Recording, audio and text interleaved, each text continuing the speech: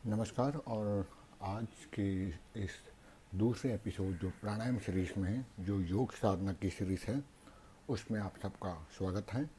और आज हम बात करेंगे, जैसे कि शिक्षक हैं, कि प्राण और प्राणों का स्थान कहाँ होता है, प्राण कहाँ रहते हैं या उनकी लोकेशन क्या होती है। प्राण का जो मुख्य स्थान है वो है हृदय। यद्यपि अंतःकरण एक ही है, फिर भी शास्त्रकारों ने उसे चार रूप में विभक्त किया है, जैसे मन, बुद्धि, चित्त और अहंकार। इसी का सम्मिलीकरण जब होता है तब उसके एक शब्द दिए जाते हैं, उसको कहते हैं अंतःकरण। फिर भी ये जो अंतःकरण के चार स्वरूप हैं, इनको मिलकर भी एक ही तत्व माना जाएगा और उसे भी प्राण ही कहेंगे।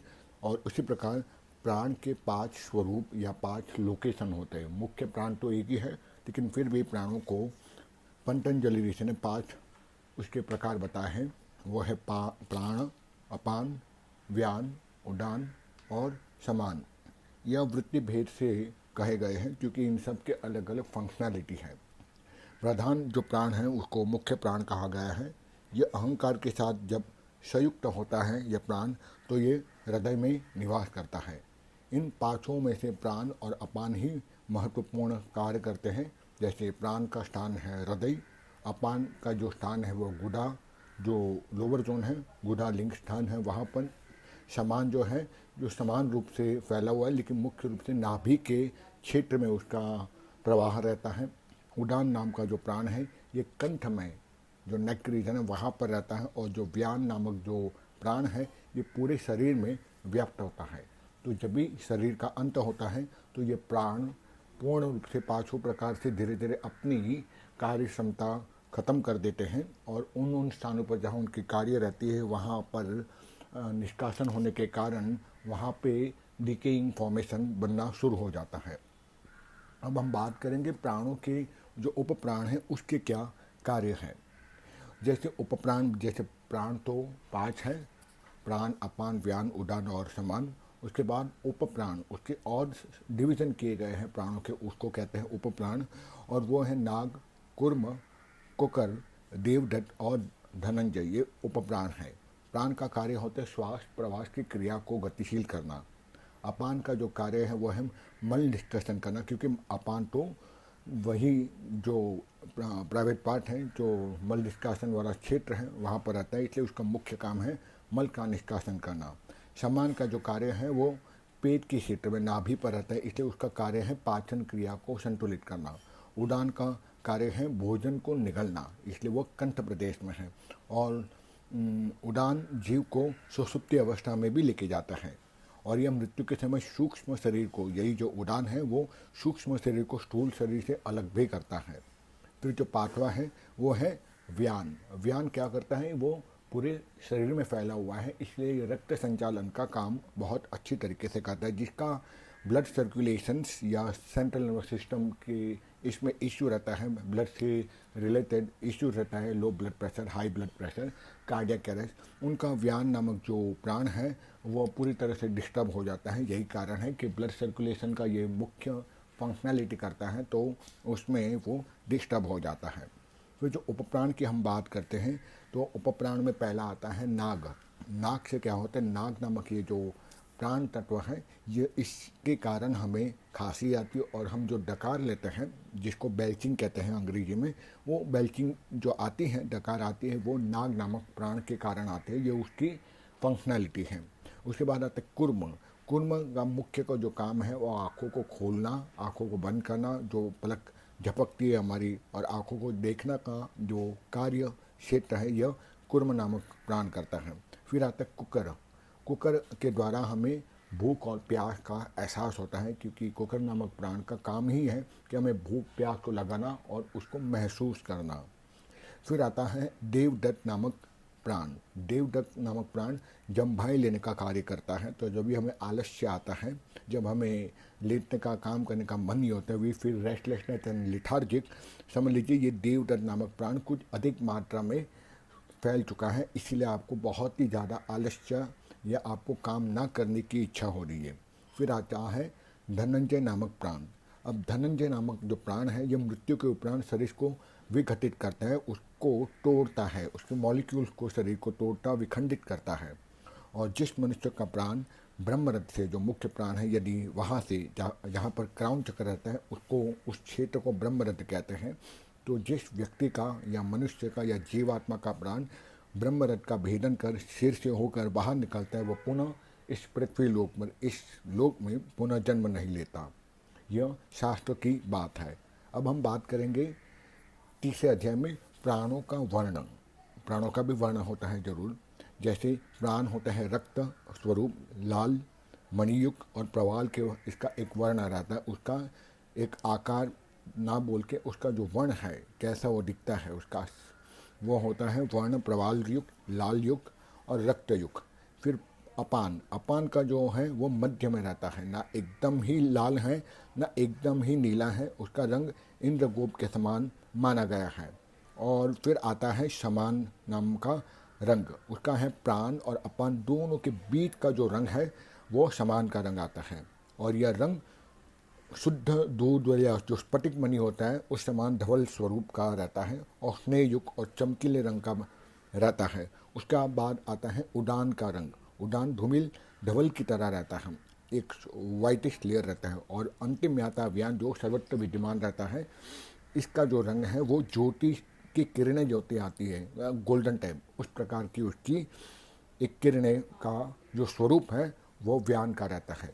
उसके बाद आता है श्वास और प्रवास की लंबाई कितनी होती है। श्वास और प्रवास की लंबाई, इस वायु शरीर का परिमाण मुख्य रूप से तो 96 अंगुल यानी कि तकरीबन 6 फीट रहता है, जो प्रवाह जो रहता है।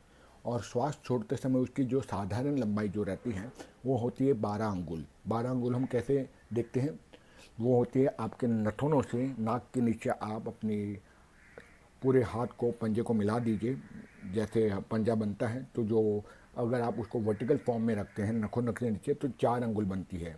आपको अंगूठे को नहीं गिनना है, तो 4 अंगुल, उसके नीचे दूसरा हाथ रख दीजिए, फिर 4 अंगुल और उसके नीचे और तीसरी बार हाथ रख दीजिए, तो इस प्रकार के 12 अंगुल बन जाएगी। तो श्वास छोड़ते समय साधारण मनुष्य की लंबाई 12 अंगुल होती है।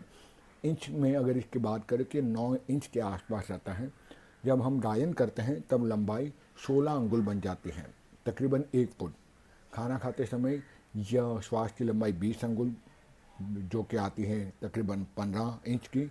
सोते समय तो और भी ज़्यादा बच जाती है, 30 अंगुल तकरीबन 22.5 इंच। और मैथुन या भोग करते समय 36 इंच की इसकी मात्रा बन जाती है, तकरीबन 27 इंच जितनी लंबी।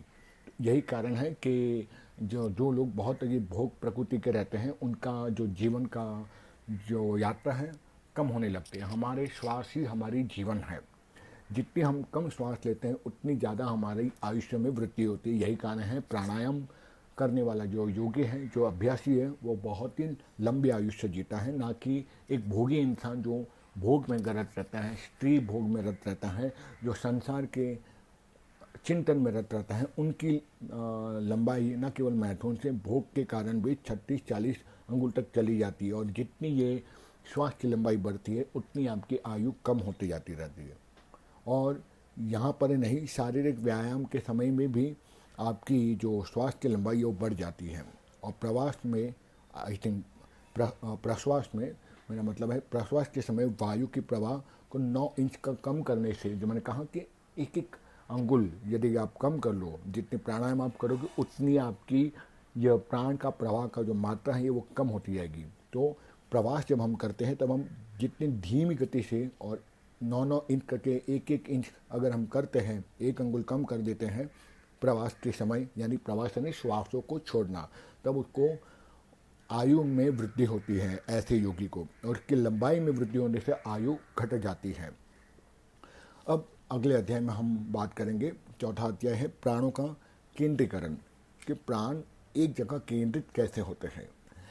बाहर से तो प्राणों को नासिका के द्वारा हम खींच लेते हैं और उसमें पेट में भरते हैं, और पेट में भरते हुए प्राण और उसके साथ मन को भी नाभि के मध्य स्थान में या फिर नासिका के अग्र भाग में और पैर का अंगुलियों में संध्या के समय अथवा सर्वथा केंद्रित किए रखते रहना चाहिए। तो इससे प्राणों का प्रवाह सही रूप से चलायमान रहता है और इससे योगी सभी रोगों और थकावटों से मुक्त हो जाता है।